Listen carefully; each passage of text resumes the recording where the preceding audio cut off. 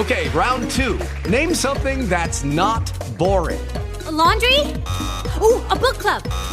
Computer solitaire, huh?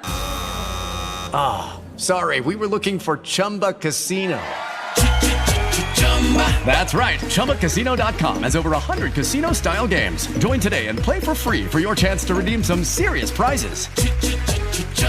ChumbaCasino.com. No purchase necessary. Void where prohibited by law. 18 plus. Terms and conditions apply. See website for details. Hey guys, it is Ryan. I'm not sure if you know this about me, but I'm a bit of a fun fanatic when I can. I like to work, but I like fun too. It's a thing. And now the truth is out there. I can tell you about my favorite place to have fun. Chumba Casino. They have hundreds of social casino style games to choose from with new games released each week. You can play for free anytime, anywhere. And each day brings a new chance to collect daily bonuses. So join me in the fun. Sign up now at ChumbaCasino.com. No purchase necessary. VGW. Void where prohibited by law. See terms and conditions. 18 plus. From Hollywood, it's time now for Johnny Dollar. David Baines. Hi. How's it going this morning? I'm staying off the streets. I don't want to be beat up again. I'd advise you to do the same. I can't very well do that. The city of Clinton has filed claim for their school building. I have to make an investigation. You're bucking a rough crowd, Mr. Dollar. Wait till you meet them all. I intend to. I admire you, but I think you're foolish. Good luck. Just a minute. What? Not only did a school building burn down yesterday, but a man died in that fire. If there was something wrong with it, I want to get to the bottom of it. I expect help from you, too. I'll stay here until I hear from you.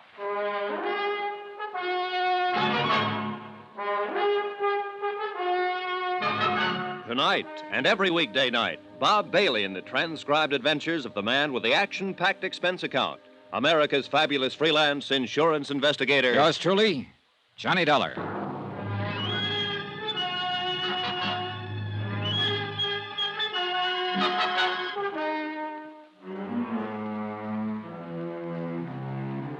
Expense account submitted by Special Investigator Johnny Dollar to United Adjustment Bureau, 418 West 61st Street, New York City. The following is an accounting of expenditures during my investigation of the Clinton matter. That's Clinton, Colorado. Expense account item 5, 80 cents, telegram to Dodd and Company, Denver insurance brokers, who would handle the policies covering the new school building in Clinton. I requested them to forward copies of the policies. Item 6, 10 cents, one copy of the Clinton Times and the full story on the fire. It was believed by Fire Chief Hanley that the fire had started because of overheated boilers in the heating system. Dollar, is it? Yeah, that's right. I'm an insurance investigator. Yep. Well, what can I do for you? Tell me about the fire yesterday. You sound like you're carrying a chip on your shoulder, Mr. Dollar. We had word that building irregularities were suspected in that school, Chief. The word came from the janitor, Julian Osborne. He burned to death in that fire yesterday, and the building's gone now. You get as head up as you want to, boy. I got my own troubles. I'll tell you what we think, and you can take it, whether you like it or not. We think old Julian Osborne might have passed out, got drunk, or had a heart attack in that building. We think something like that happened, and the boilers kept right on going and built up the pressure. We think the boilers exploded, the fire started, and that was that. And why do you think the whole place went down? Because it spread so fast. Why did it spread? I didn't build the building. I just took care of the fire. You're going to have to change your attitude around here if you want anybody to cooperate with you. All right, then tell me this. Why, on a day when school wasn't in session, would those boilers be fired up at all? I don't know. Chief, last night I talked to Sheriff Doherty, trying to get information about Julian Osborne. He didn't know anything either. I also talked to Florrie Hawkins, the school principal. She didn't know. Now you don't know anything. Who does? I've done my job, boy. I've determined cause. You've also given me a chance to look at you, which was about the only reason I came here. No. I'll get information elsewhere, Chief. There's some people in this town who want to talk and tell me things. You and your sheriff and whoever else is involved can't keep every mouth in this town shut.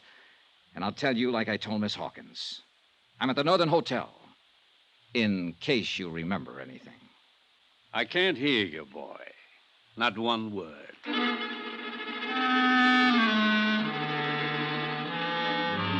Expense account item 7, $1.80, breakfast in the coffee shop of my hotel for myself and David Baines, who still looked badly battered from the beating he'd taken the night before.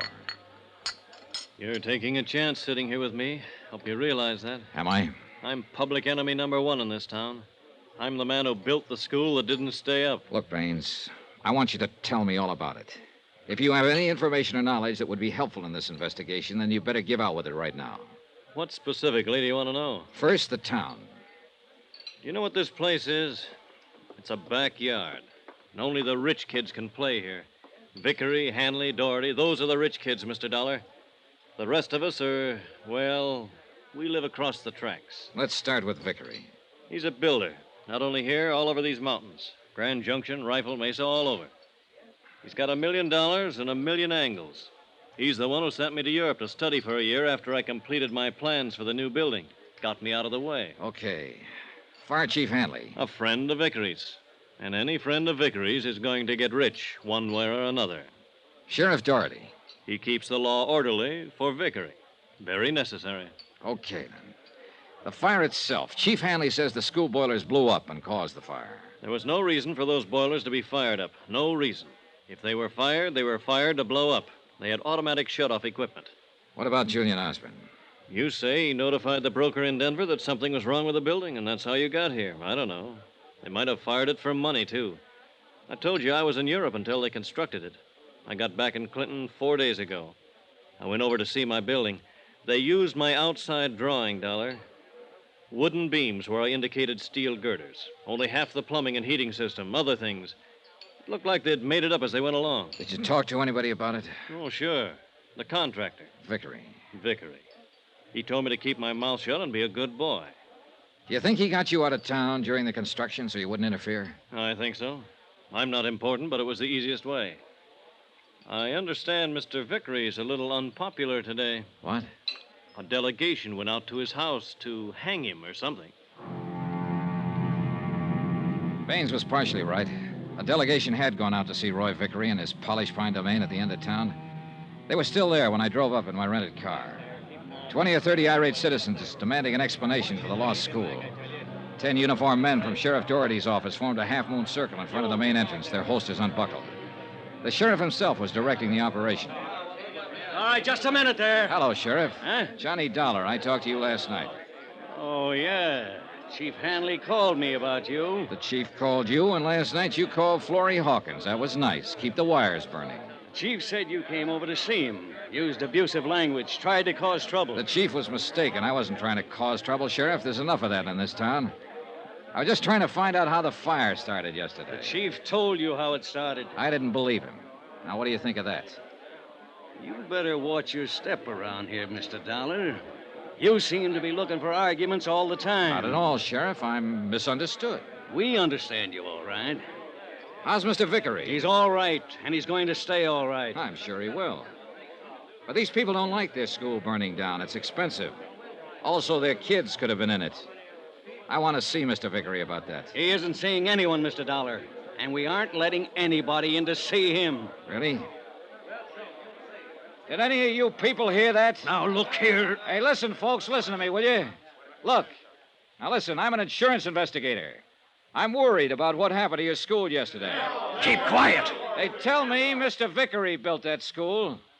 The architect who designed it said it wasn't built to his specifications.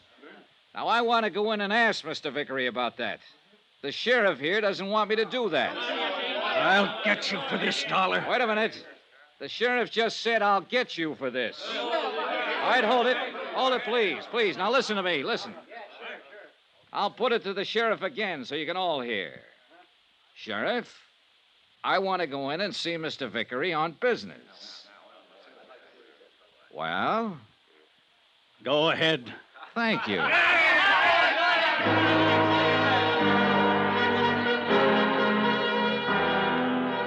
At a direction from Sheriff Doherty, the wedge of deputies opened up long enough for me to walk through the wrought iron gate and up the steps to the Vickery mansion. A tall man in a white jacket answered the door and ushered me into a den that was stocked with good liquor and big leather chairs. Finally, a big man in a blue suit walked in. He had lots of good teeth, and there wasn't an ounce of fat on his 230 pounds. I'm Roy Vickery. It was quite an act with Sheriff Doherty just now. I watched you from upstairs. That's a good, safe place to watch from, Mr. Vickery. Now that you're in, what can I do for you? Tell me everything you can about that school building. Mm-hmm. Has the city of Clinton made a claim yet? Yes, $200,000, building and contents. You got in town pretty fast. We heard there might be something wrong with that building before the fire. Apparently there was. Now, who told you a thing like that? Julian Osborne. He's dead now, you know. Oh? Well, 2 boilers explode and there's something wrong with the building. Is that the way you people figure? Yeah. Well, so do we, and we couldn't find anything wrong. Who's we? Officially, we're the Civic Construction Department. We just had a meeting. We thought we ought to. Yeah. I figure those people hanging around outside should be worrying. Well, they don't worry me, and you don't worry me. A drunken janitor goes to sleep and lets the boilers kick up, and the joint blows apart and burns down. That's what we decided in the meeting. It was a terrible accident. We'll have to use an old garage or something for a school, but then we'll get around to building another school with the insurance money we have coming. And that's that. That's that. Mr. Vickery, I'd like a copy of the specifications that went into that building. Sure, anything at all. There you are. Okay? That'll do for now. Good. Now, you can get out of my house, Dollar. You smell smoky. There were 50 pages of specifications on the building materials used in the construction of that school. They looked all right. They also looked as though they could have been forgeries. Expense account item 8, $6. 1 bottle of whiskey for David Baines and myself in my hotel room. Baines went over the specifications page by page. Okay, what do you think? These are my specifications, more or less. This is what's on paper that went into the building. How about what actually went into it? Well, the little I saw, they cut corners everywhere. The outside was just a shell of this stuff. You sure? These are my notes. I can remember this much. Can you remember it in front of a notary? I want a sworn statement. I don't know. You what? Well, don't look at me that way. You can get my statement and possibly a half a dozen other statements. On paper, you'd have a case. Then what would you do? Go to the district attorney? We haven't got a district attorney. We got a county attorney who's elected for a 4-year term. All right, I'll go to him. Vickery? Then I'll go to somebody else, the insurance commission. You try to go any farther, they'll kill you, Dollar. Well, let me worry about that. Now, will you make a statement? Sorry. That'd kill me, too.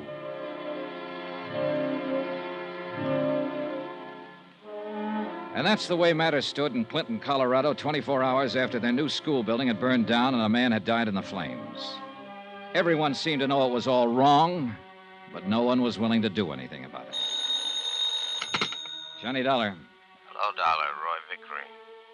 Wow. You go over those specifications? Yes, I did. Very thoroughly.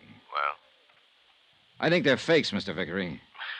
I didn't ask you your opinion, Dollar. But you've got it. Well, I'm sure you're entitled to it. When are you leaving town? Not for a while. I was kind of hoping you'd be leaving like in about an hour. You'd make good connections then. Sorry. I haven't really gotten around as much as I want to yet. You saw me. I can tell you anything. Oh, I'll get around to you again. Get out of town, Dollar. Now. Vickery, there are times when I don't hear good.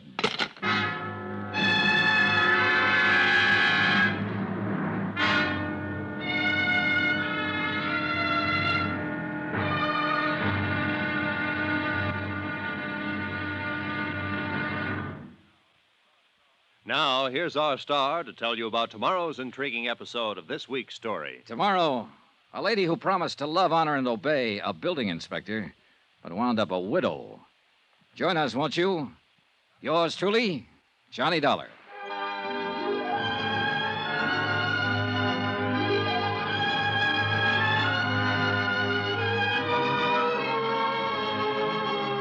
Yours truly, Johnny Dollar, starring Bob Bailey, is transcribed in Hollywood. Written by John Dawson. It is produced and directed by Jack Johnstone.